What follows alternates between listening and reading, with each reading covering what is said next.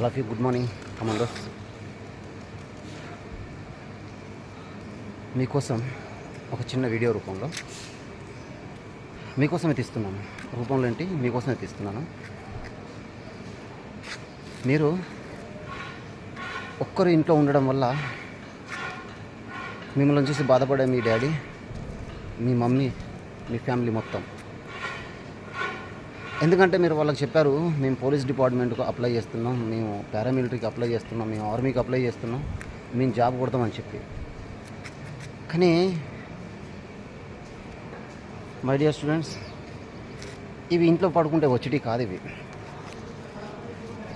వీటి కోసం 24 గంటలు అరవై కష్టపడాలి. గ్రౌండ్లో వచ్చి చెమట తీస్తే తప్ప లేకపోతే కుదరని పని ఇది. ఈరోజు కనుక మీరు ప్రాక్టీస్ చేయకపోతే రేపు గ్రౌండ్లో వెళ్ళి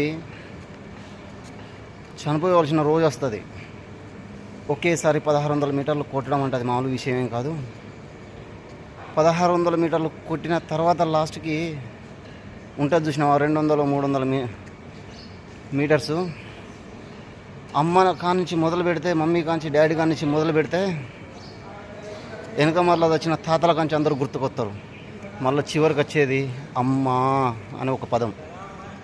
అరే, ఇంట్లో కూర్చొని ఇంట్లో పడుకొని ఏం టైం వేస్ట్ చేస్తారు. ఆ అమ్మనే రోజు చెప్తుంది, గ్రౌండ్కి వెళ్ళు, కష్టపడు, చదువుకో, బాగుపడు నాన్న అని చెప్పి. లాస్ట్కు నాన్నని మొత్తుకుంటాం. నానేం చేస్తాడు? నాన్న అన్ని విధాలుగా ఖర్చు చేసి అన్ని విధాలుగా పెట్టి బాగానే చదివిస్తున్నాడు. ఇప్పటికైనా మీ దగ్గర టైం ఉంది, బయటికి రండి, ఇంట్లో పడుకోకండి. ఒక్క రిక్రూట్మెంట్ ఎప్పుడు వస్తుందో తెలియదు, కానీ వచ్చిన రోజు మీకు ఒక 40 రోజులు కూడా టైం ఇవ్వదు. ఆ సమయంలో మీరేం చేయగలుగుతారు?